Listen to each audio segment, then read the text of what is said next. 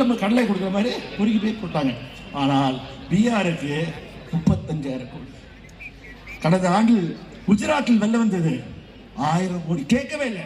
அடுத்த நாளே 1000 கோடி. நம்ம பாதிக்கப்பட்ட முதல்வர் என்ன சொன்னார், நீ கொடுத்தாலும் கூட நான் என் மக்களை நான் காப்பாற்றுவேன், தமிழக நிதி என்று நான் கொடுக்கிறேன் என்றார். மெட்ரோ ரயில் வந்தால ரோட் ஷோ பண்ணார்ல சென்னையில். எங்க அவருக்கு பிடிச்ச பெஸ்ட் மாம்பழம். ஏன் பெஸ்ட் மாம்பழம் சொல்லுங்க, நான் சொல்ல மாட்டேன். அவர் பிடிச்ச பெஸ்ட் மாம்பழத்தை போய் அங்க திருவிக்கா குடியிருப்பு இருக்கு, எங்க குடியிருப்பு நம்ம மத்திய சென்னையில ஒரு ஏழைகள் வாழ்கின்ற குடியிருப்பு. அது மோடி பார்க்க கூடாதா, துணியை வச்சு மறைச்சிட்டாங்கம்மா. பார்த்தா என்ன, நாங்க இங்க மக்கள் ஏழையா இருந்தாலும் நாங்க சம்பாதிச்சு சுயமா இருக்கோம், ஒன்னு மாதிரி பிச்சை எடுக்கிறாங்க வரல. அதே மாதிரி கோயம்புத்தூர் போனாராமா, ரோட் ஷோ போட்டாரா, அவருக்கு பிடிச்ச ஏரியாலாம் போனாரா.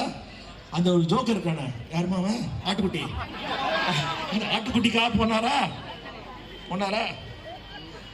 கோயம்புத்தூருக்கும் நாமம், சென்னைக்கும் நாமம். நம்ம மெட்ரோ ரயில் திட்டத்துக்கு 1 ரூபாய் கொடுக்கலாம். 3 வருஷமா இருக்கு. நம்ம முதல்வர் என்ன சொன்னார், நீ கொடுத்தா கொடுக்காட்டி போ, எங்க மக்களுக்கு தேவையான மெட்ரோ பணி செலவை நாங்களே ஏற்றுக்கொள்கிறோம் என்று தமிழ்நாட்டு அரசு பட்ஜெட்டின் மூலமாக அதற்கு நிதி ஒதுக்கி இன்று மெட்ரோ ரயில் 2வது நிலை நடந்து கொண்டிருக்கிறது. சென்ற வாரம் தான் நமது விளையாட்டுத்துறை அமைச்சர் திரு உதயநிதி அவர்கள் மேற்பார்வையிட்டு வேகமாக நடத்த முடித்துக் தமிழ்நாட்டு மக்கள், சென்னை மக்களுக்கு பயனுள்ளதாக இருக்க வேண்டும் என்று அறிவுறுத்துகிறார். ஏன் சொல்றேன்னா, மற்ற மாநிலத்துக்கெல்லாம் வாரி வாரி கொடுக்குறாங்க. நமக்குன்னு வரும்போது என்ன, நமக்கு வந்தா ரத்தம், அவளுக்கு வந்தா தக்காளி சட்னி எடுத்துப்போமா. தமிழ்நாட்டு மக்கள் வந்து எப்படின்னா, யானை போல் அவர்களுக்கு மெமரி, ஞாபக சக்தி.